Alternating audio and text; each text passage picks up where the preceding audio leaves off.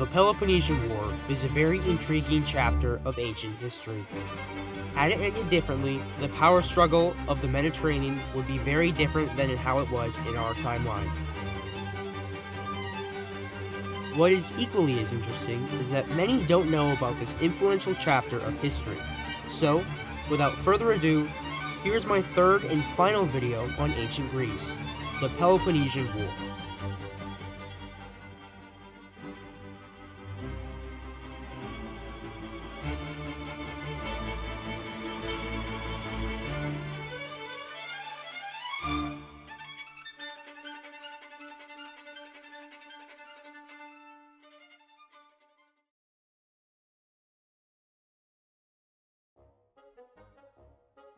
Soon after the Greek victory, Athens founded the Delian League, encompassing cities from all over the Aegean.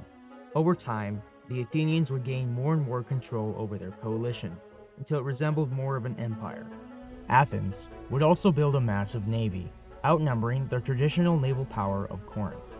They would also incite rebellion in her colonies and threaten her trade routes. Sparta opposed the Athenian aggression and defended its ally. The Spartan and Corinthian armies would defeat the Athenians at the Battle of Tanagra. Sparta would also begin raiding around Athens itself, although this wouldn't do much as Athens had walls connecting to its port, so grain could be shipped to the overcrowded city. The First War would end with the 30 Years' Peace of 445 BC, although Corinth and Athens still resumed hostilities. In 431 BC, Corinth once again convinced Sparta to declare war on Athens. Sparta again raided around Athens, but their walls stopped them from entering the city. Pericles, one of the most influential Athenians, would use the navy to raid Sparta and her allies in a war of attrition. Although, grain tainted with plague entered the city, and it is estimated that 2/3 of the city died, including Pericles. The Spartan forces would leave the area for fear of being infected. Cleon, another influential citizen, would rise to take Pericles' place. Plus, with the new cunning Athenian general, Demosthenes, the Athenians ramped up their raiding of Sparta and her allies. Demosthenes would take his force to Pylos and set up camp on the island of Sphacteria. The Athenian outpost would harbor many Helots or Spartan slaves seeking a way to gain freedom. The Spartans, who relied on the Helots to work their fields, attacked the Athenians. The Spartans sent a group of soldiers to block the island of Sphacteria and its harbor. Demosthenes took some troops and set up a defensive line to the north. The Spartans attacked from the north and south, putting pressure on the northern line and the walls of the outpost. They also tried to defeat the Athenian fleet in the harbor, but were unable to breach through the thin entrance. The Athenians held control of the choke point and the harbor. After 2 days of repeated attacks, Spartans settled in for a siege. Luckily, Athenian naval reinforcements arrived and trapped the Spartan fleet in between the two islands, sealing both entrances of the harbor. After a ruthless night attack, all Spartan forces would gather at their northern camp.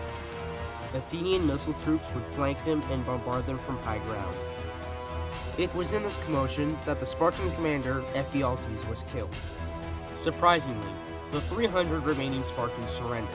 This drove them to negotiate with Athens, as they had captured at least 1/10 of their citizens, who were vital as Sparta had very few soldiers, mostly reliant on Helots and allies in many battles.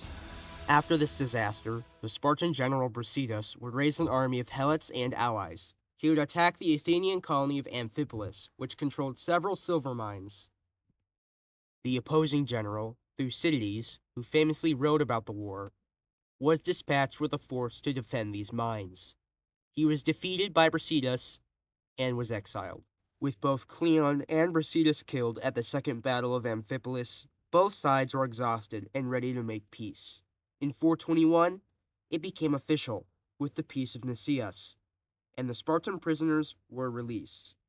The so-called peace lasted for 6 years, although skirmishes between Sparta and Athens still occurred. While Sparta sat on the sidelines for the moment, its allies began to talk of revolt. Argos, another powerful Peloponnesian state, took advantage of this situation and created its own democratic alliance. Sparta at first tried to break up this alliance, but failed. Emboldened by this new success, Argos and a small Athenian force under Alcibiades marched to the city of Tegea. To counter this move, the Spartan king Agis invaded Manatea, an ally of Argos. This drew the Argives away from Tegea and towards the Spartan force. Agis arrived and raided the area around Manatea. The Argives encamped on a nearby hill. He was able to counter this by having his ditch diggers divert streams, forcing the enemy off high ground. The Argives set up for battle, having the right flank and center made of themselves and their allies, and the Athenian infantry and cavalry on the left flank.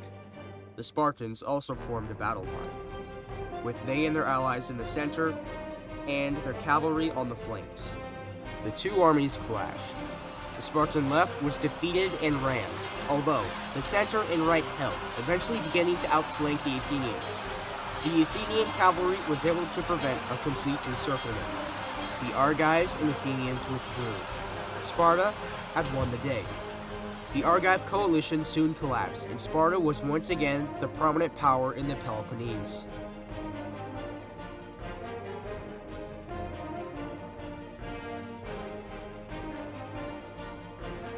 In 415 BC, the Athenians heard that their allies on the island of Sicily, Segestia, had been attacked by Syracuse, the prominent city-state on the island. Alcibiades gathered a force of about 5,000 men. Unexpectedly, he was charged with damaging a Herme, or religious statue. He was allowed to leave on the expedition without any trial.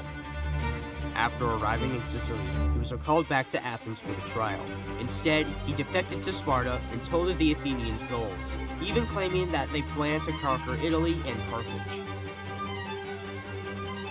Nicias, after whom the Peace of Nicias is named, took command of the Athenian force. As soon as he landed, several Sicilian cities joined him. Instead of attacking, Nicias and his army spent the winter gathering allies and supplies. This delay allowed the Spartans to send one of their generals, Gylippus, to Syracuse with reinforcements. When he arrived, he also raised troops from neighboring Sicilian cities and took command of the defenses.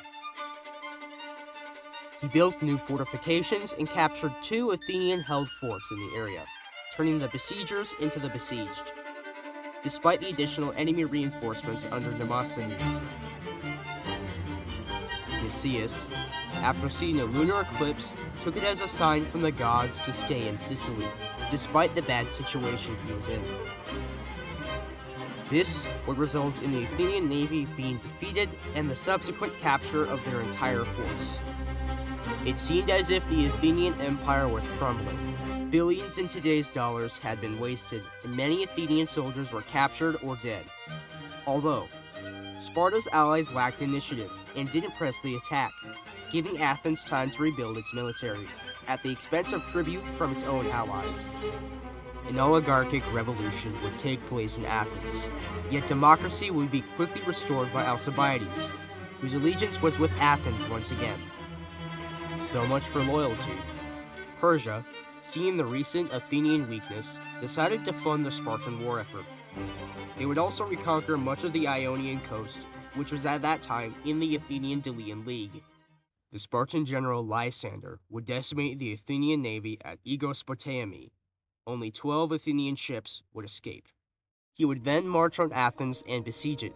In 404 BC, the Athenians surrendered. Sparta would incorporate Athens into its own alliance, saying that the two cities would have the same friends and enemies.